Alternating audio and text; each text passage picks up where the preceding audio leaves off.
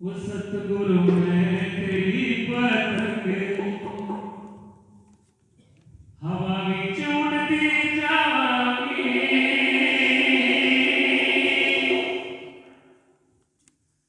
गुरु door हाथों छाटे नाल कटी जावांगे।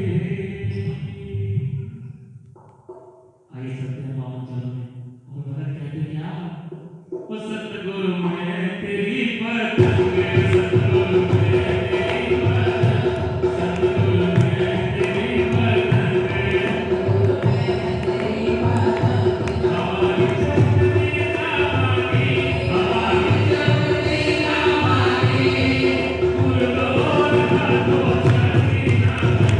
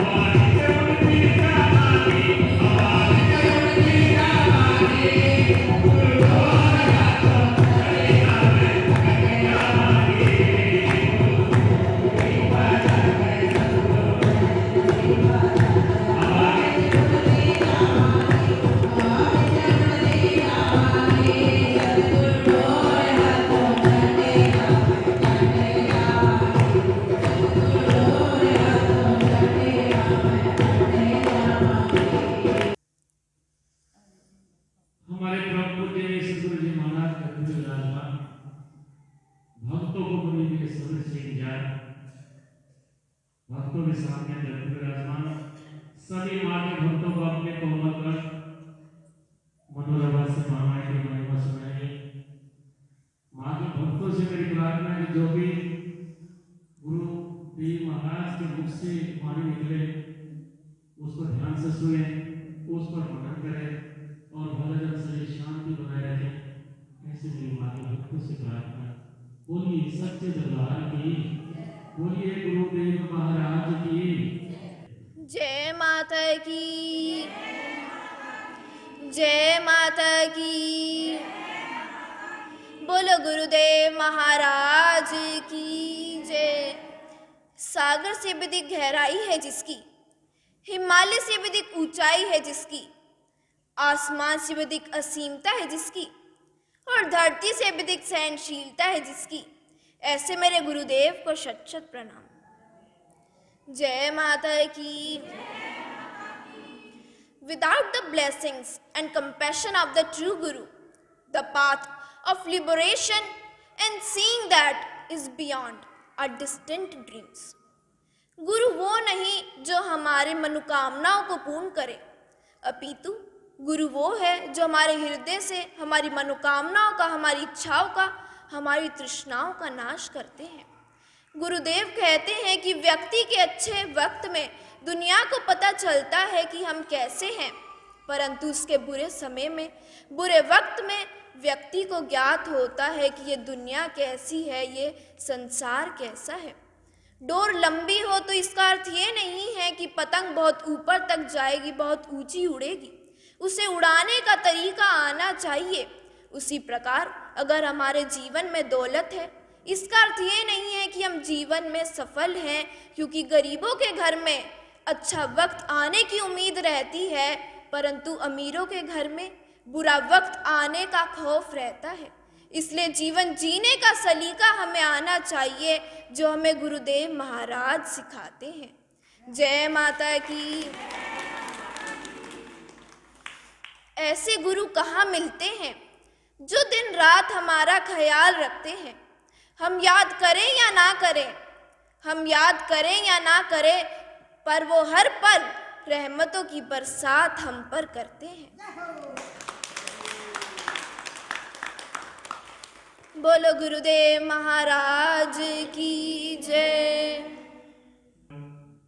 जय माता की जय। बोल साचे दरबार की जय। बोल जगदियाँ जोता वाली माता तेरी सरकार। सुंदर सी गुफा में ज्योत जगमगा रही है, सदियों से जहाँ सारी दुनिया सिर अपना बोल साचे दरबार की जय। बोल जगदियाँ जोता वाली माता।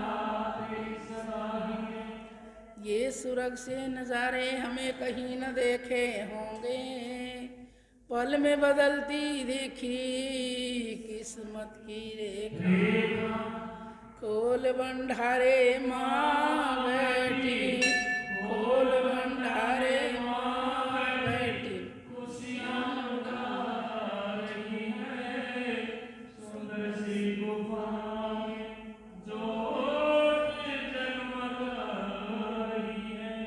बोल साचे दरबार की जय। बोल जगदियाँ जोता वाली माता तेरी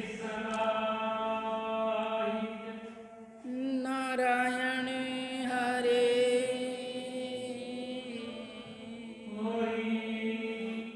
हृदय से बोलो, प्रेम से बोलो माँ का नाम। काम आएगा जीवन में, और कुछ भी काम नहीं आता है मेरे प्यारे बच्चों, केवल माँ का ही नाम काम आता है।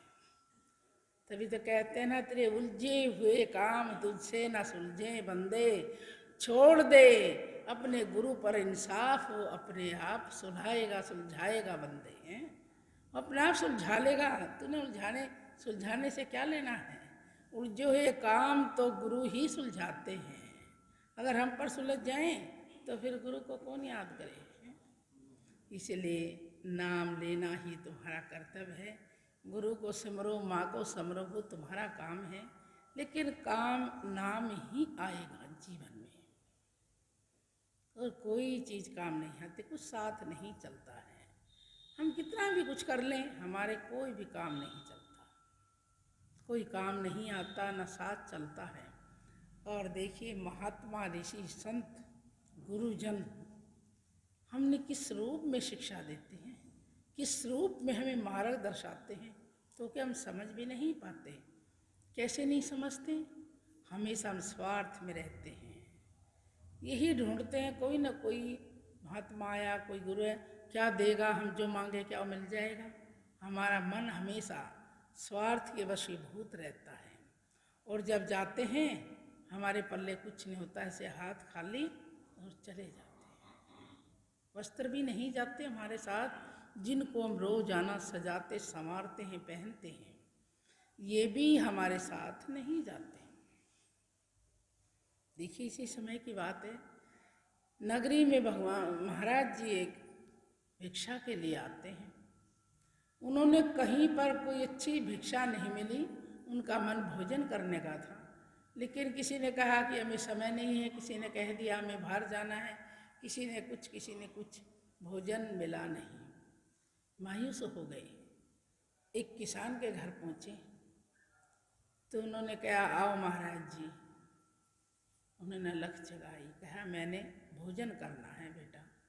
कि बैठिए महाराज जी, भोजन करो, रुखा मिस्सा जो हमारे पास है। वो भी खेत में जाने के लिए तैयार बैठे थे। 2 रोटी अपनी और 2 अपनी बीवी की, 4 रोटी थी बस उनके पास, और खेत में ले जाने के लिए बैठे थे। तो उन्होंने अपना कंधे से साफा कपड़ा उतार कर बिछाया, आसन लगाया, गुरु महाराज बैठिए, हे ऋषिवर बैठिए, कैसे हमारे घर आप पधारे हो। जल का लोटा रखा और 2 रोटी परोस देता है नमक रख के, 2 फिर परोस देता है पानी से, नमक से 2-4 रोटी खाई, पेट भर गया। कहते हैं जब भूख हो ना, भूख में नमक भी पकवान लगता है, और जब भूख नहीं हो ना, हलवा भी नमक से परे लगता है उसको, वो अच्छा नहीं लगता, खा नहीं पाएगा। कहने लगा बेटा धन हो गया, पेट भर गया, सुधा शांत हो गई, मांग ले क्या मांगना है। कहने लगा महाराज कैसी बात करते हो, रूखी मिसी तो रोटी दी मेरे पास, तो सब्जी भी नहीं, कुछ और भी नहीं था, क्या दूँ, और इसके बदले मांग लो। नहीं, ये तो कोई बड़ी बात नहीं। कहने लगा संतों की वाणी है, मांग ले जो मांगना है, मेरा मन प्रसन्न है। देखिए जब भूख सुधा हो जाती है, इंसान की आँख खुल जाती है, और उसको ये पता है कि हाँ, और जब भूखा होना बड़बड़ाता रहता है, कुछ भी मिल जाओ खाने के लिए, लेकिन मिलता नहीं है। कहने लगा महाराज मैं क्या मांगूं, मेरे पास तो 2 वक्त की रोटी हैं, और तुम्हारे जैसे साधु संतों की मैं हाथ जोड़ के सेवा कर लूँ, बस यही चाहिए मुझे। अगर नहीं तो ऐसा कर, भगवान का नाम लिया कर। अगर महाराज ये तो मेरे बस का नहीं। क्यों?